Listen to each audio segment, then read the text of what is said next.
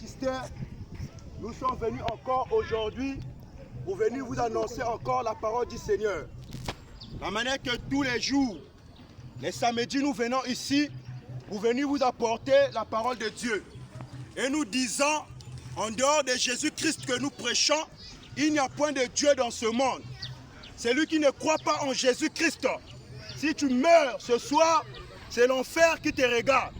C'est pour cela, ce soir, mes bien-aimés, nous sommes venus encore ici pour vous annoncer la parole de Dieu. Celui qui a des questions, il peut venir aussi poser sa question. On est là pour échanger avec tout le monde. Et nous disons qu'il n'y a que Jésus-Christ qui peut te sauver de l'enfer. En dehors de Jésus-Christ, il n'y a point de Dieu sur la terre. Toi qui adores les statues, laisse-moi te dire ce soir que tu es un idolâtre. Toi qui pars te prosterner devant les statuettes, laisse-moi te dire que tu es un idolâtre. C'est pour cela que nous sommes venus ce soir, pour venir vous annoncer la parole du Seigneur. Et nous disons aussi, toutes les personnes qui vont partir dormir dans les églises le 24 décembre, en disant que c'est Dieu que vous allez partir adorer là-bas, nous disons ce soir, c'est le diable que vous allez partir adorer. Parce qu'il n'y a pas une écriture dans la Bible qui nous dit d'aller donner de l'argent dans les églises, d'aller faire des veillées de prière le 24 décembre ou le 25 décembre que Jésus-Christ va naître. C'est pour ça que nous disons à toutes les personnes qui vont aller dans les églises pour aller, je ne sais pas, dormir dans les églises le 24 décembre, le 25 décembre, en disant que Jésus-Christ va naître cette année 2025, c'est un Jésus-Christ prématuré. Parce que depuis qu'on est né, tous les 25 décembre, Jésus-Christ va naître. Tous les 24 décembre, Jésus-Christ va naître.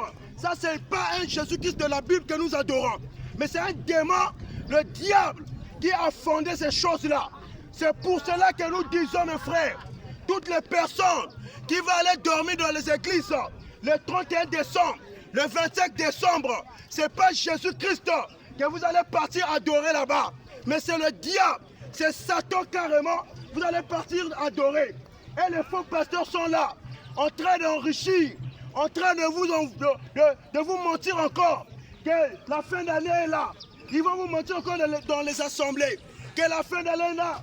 Venez s'aimer, cette année c'est ton année, cette année c'est ton année. Regarde toi-même, ils ont profité sur toi en 2025, que cette année c'est ton année.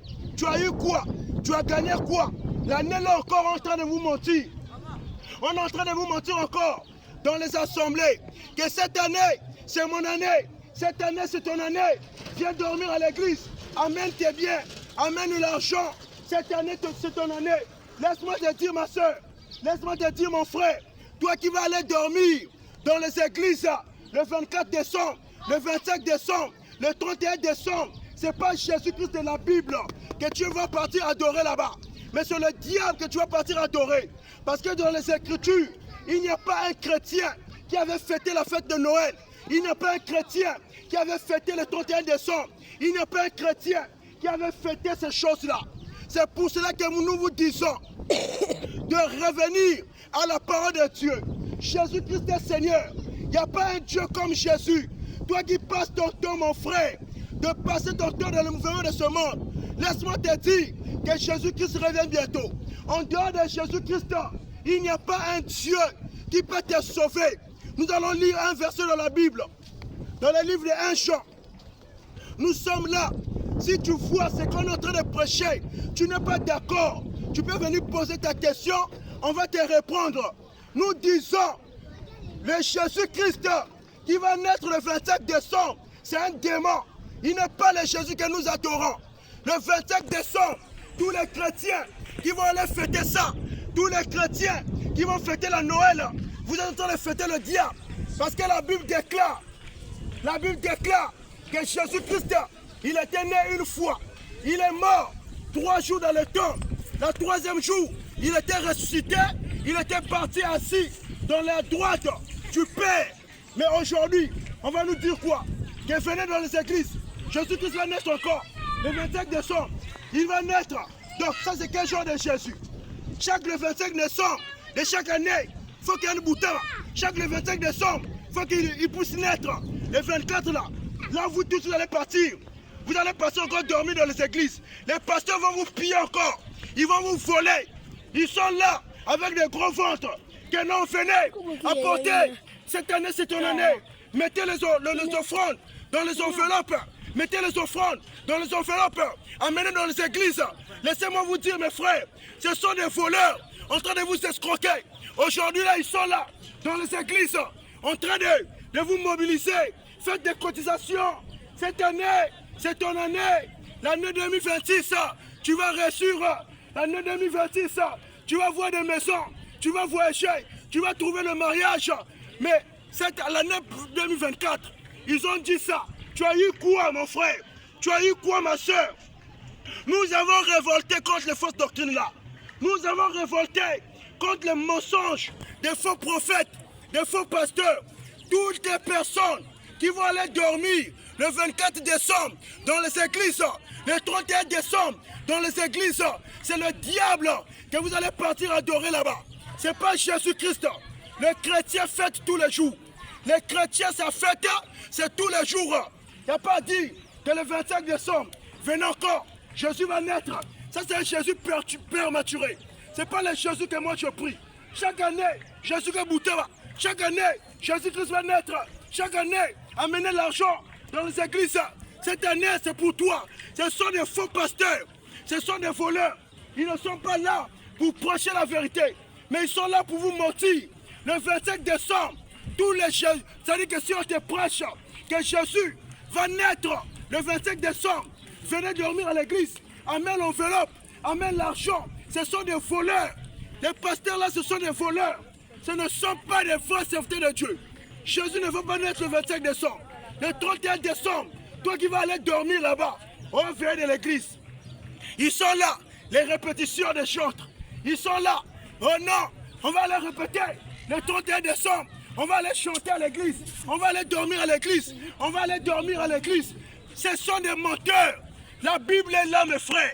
La Bible est composée de 66 livres.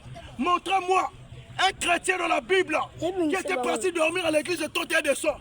Montrez-moi un chrétien dans la Bible qui était parti dormir dans l'église le 24 décembre. Ce sont des voleurs. Ils sont là pour vous piller. Et nous disons que c'est Jésus-Christ qui est Dieu. À part Jésus-Christ, il n'y a pas un autre Dieu.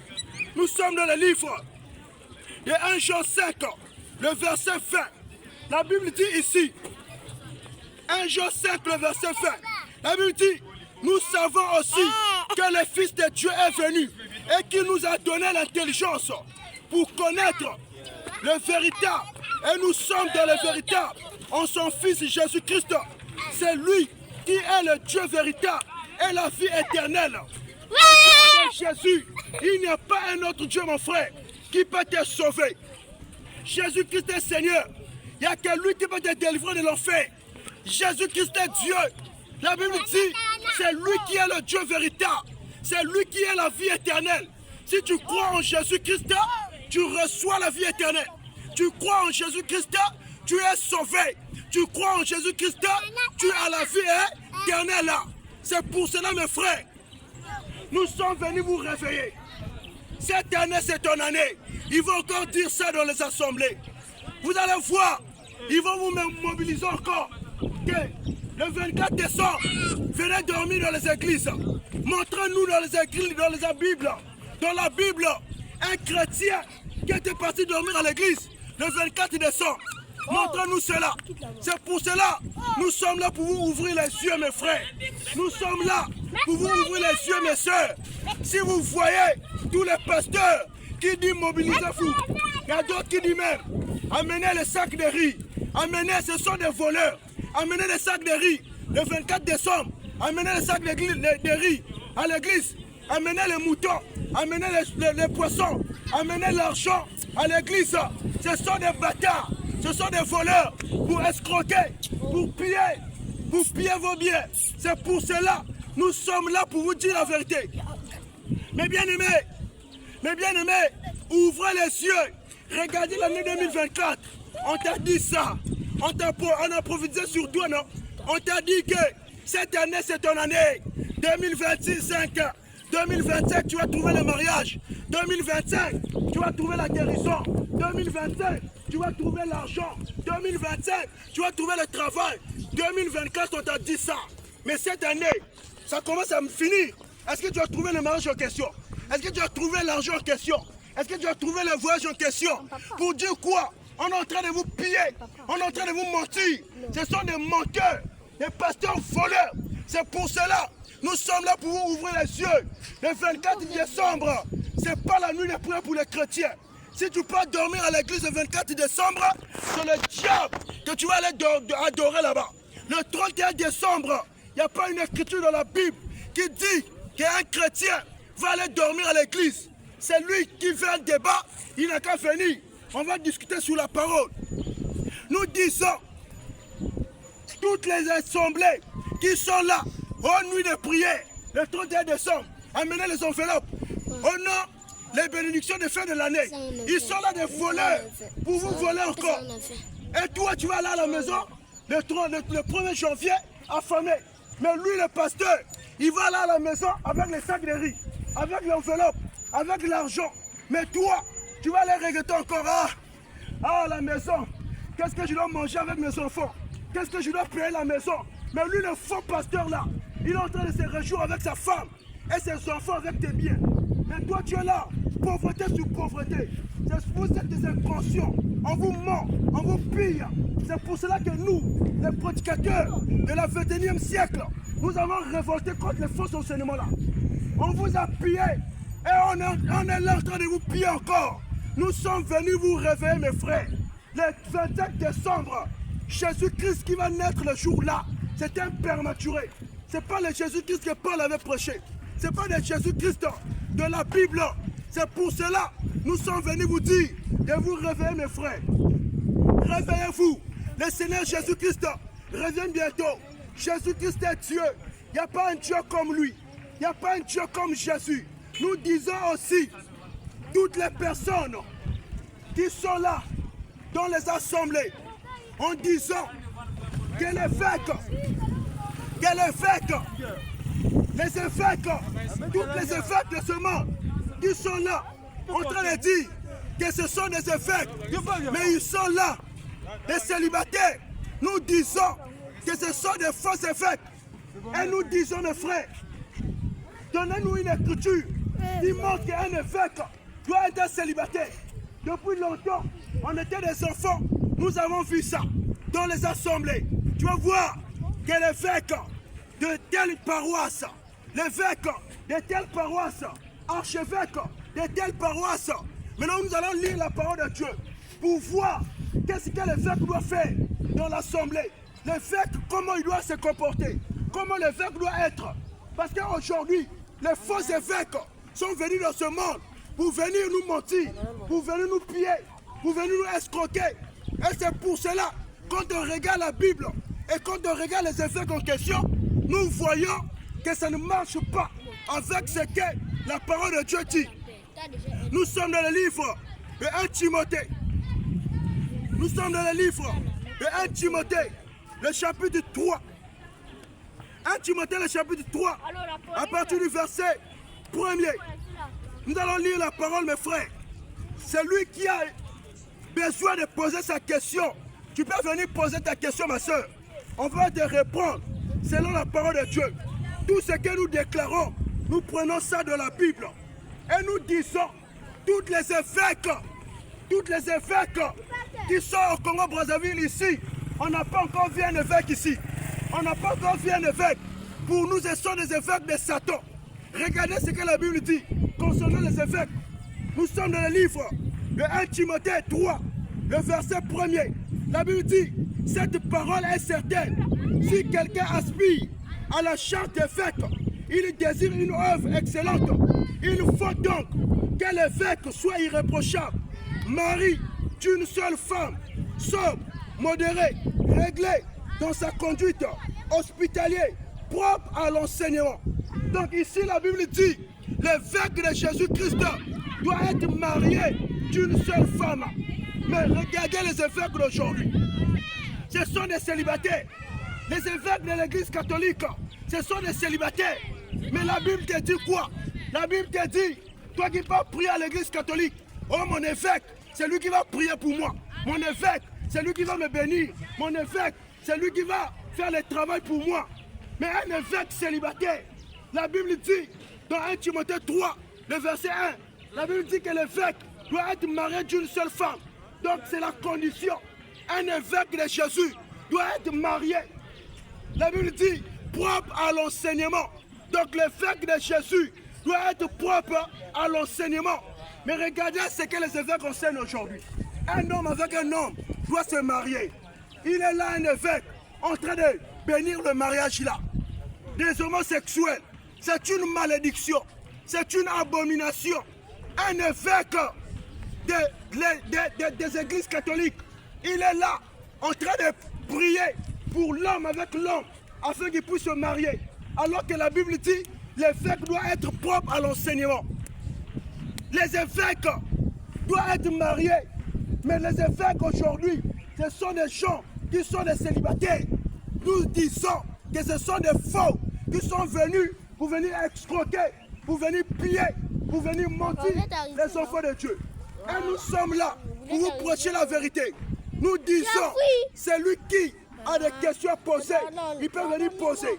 C'est lui qui a un débat à faire, il peut venir. On va se débattre aussi avec lui concernant la parole de Dieu. Nous disons qu'il n'y a que Jésus qui peut te sauver. Jésus-Christ est Seigneur. À part Jésus-Christ, il n'y a pas un Dieu, mon frère. À part Jésus-Christ, il n'y a pas un Dieu qui peut te délivrer. À part Jésus, il n'y a pas un Dieu qui peut te sauver. Nous disons aussi que le chrétien n'a pas le droit de perdre le salut. Un chrétien, il est condamné pour aller au ciel.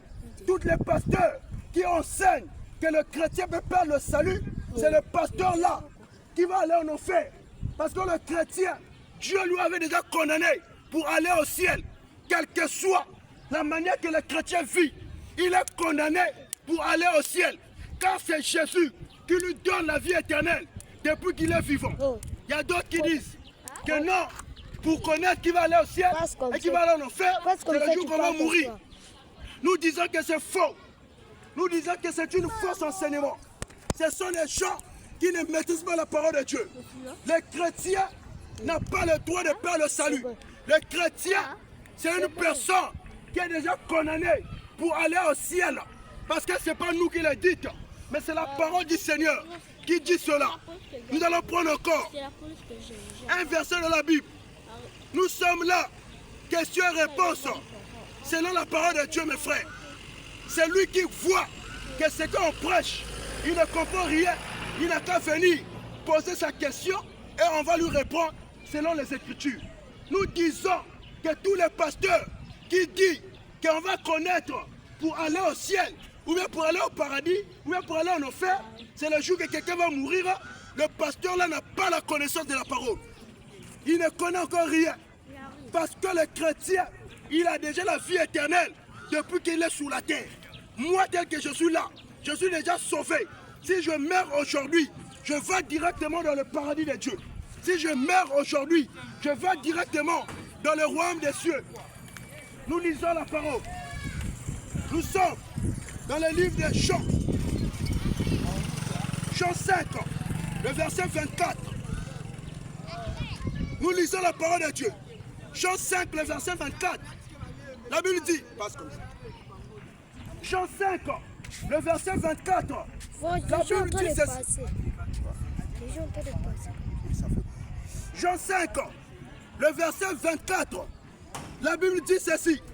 En vérité, je vous l'ai dit, l'heure vient et elle est déjà venue. Non, Jean 5, le verset 24. La Bible dit, en vérité, je vous l'ai dit, celui qui écoute ma parole et qui croit à celui qui m'a envoyé à la vie éternelle et ne vient point en jugement, mais il est passé de la mort à la vie. En vérité, je vous l'ai dit, celui qui écoute ma parole, qui écoute la parole, c'est le chrétien qui écoute la parole de Jésus. Celui qui écoute la parole. Jésus dit ici, en vérité, je vous l'ai dit, celui qui écoute ma parole et qui croit à celui qui m'a envoyé à la vie éternelle. Donc il n'a pas dit il aura la vie éternelle, pas au futur, mais au présent. Il a la vie éternelle. Au présent, il a la vie éternelle. À la vie éternelle. Et ne vient point en jugement, mais il est passé de la mort à la vie. Donc les chrétiens ne vont pas passer en jugement. Un chrétien, il est déjà jugé sur la terre. Il n'y a pas à dire oh, le jugement dernier. Oh non, les chrétiens vont aller encore en jugement dernier. Le jugement se passe sous la terre. Si tu crois en Jésus-Christ, tu es sauvé. Tu ne crois pas en Jésus-Christ, tu meurs, tu vas en enfer. Donc le jugement de Dieu se passe sous la terre ici. Le chrétien est déjà jugé ici. C'est pour cela que nous vous disons, mes frères, tous ceux qui ne croient pas en Jésus-Christ, si vous mourrez, vous irez en enfer. C'est pour cela que nous disons, le chrétien ne perd pas le salut. Le chrétien est déjà sauvé. Il a déjà la vie éternelle. C'est pour cela, mes frères, nous vous exhortons à croire à un Dieu, au Dieu du Seigneur, au Dieu qui a créé le ciel et la terre, au Dieu qui t'a créé, le Seigneur qui t'a sauvé, le Seigneur qui t'a créé, le Seigneur qui t'a donné la vie éternelle, qui t'a donné le souffle de vie, qui te donne la force, qui te donne la paix. Il s'appelle Jésus-Christ. En dehors de Jésus-Christ, mon frère, ma soeur, il n'y a pas un Dieu qui peut te délivrer. Le chrétien est condamné pour aller au ciel. Le chrétien ne peut pas perdre le salut. Mais toutes les personnes qui sont hors du christianisme, si vous mourrez, c'est l'enfer qui vous attend. C'est pour cela que Jésus-Christ est venu dans le monde pour venir sauver ses enfants à lui.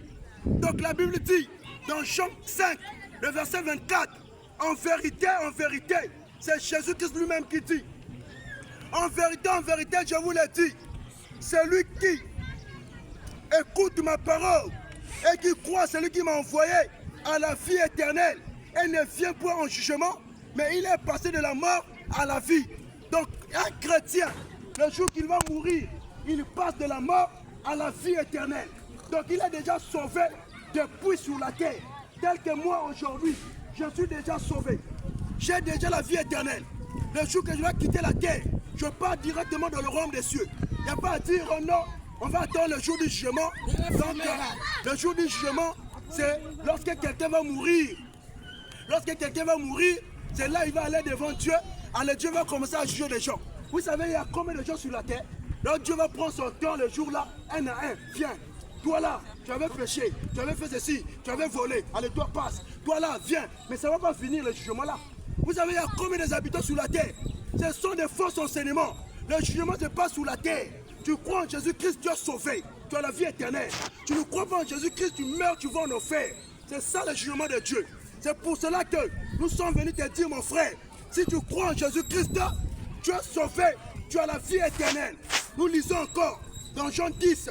Ce n'est pas nous qui le disons, mais c'est la parole de Dieu. Nous sommes encore dans Jean 10, le verset 28. Écoutez là où Jésus-Christ lui-même nous promet encore la vie éternelle. Jean 10, le verset 27, il dit, mes brebis entendent ma voix, je les connais et elles me suivent. Je leur donne la vie éternelle. Pas je leur donnerai, pas au futur, mais au présent toujours. Donc dès que tu écoutes la parole de Dieu, dès que tu écoutes la voix de Jésus-Christ, il dit, je leur donne la vie éternelle. Donc aussitôt, le jour que tu vas croire en Jésus-Christ, il te donne déjà la vie éternelle. Donc il ne faut pas te pécher. Oh, tu fumais, oh, tu étais ivrogne, oh, tu couchais avec des femmes, oh, tu étais impunique. Oh quoi, Jésus ne voit pas ça. Il t'enlève ça. C'est-à-dire qu'il te donne la vie éternelle. Tu reçois la vie éternelle dans ton âme. Il dit, mes brebis entendent ma voix, je les connais et elles me suivent. Je leur donne la vie éternelle et elles ne périront jamais. Et personne ne les ravira de ma main. Donc personne ne peut arracher un chrétien entre les mains de Jésus. Ça veut dire que lorsque tu crois en Jésus, il te donne la vie éternelle. Jésus dit, les brebis là, les chrétiens là, ne peuvent plus périr. Ça veut dire que tu es condamné avec Jésus. Jésus te prend, tu deviens son enfant. Malgré tes erreurs, malgré tes failles, malgré tes faiblesses, Jésus ne voit pas ça. Il essuie ça, il te prend, il te lave, il te nettoie, tu deviens son enfant. Maintenant, lorsque tu vas commencer à marcher sur la terre, Tu peux commettre, mais ce n'est pas ça qui va t'envoyer en enfer.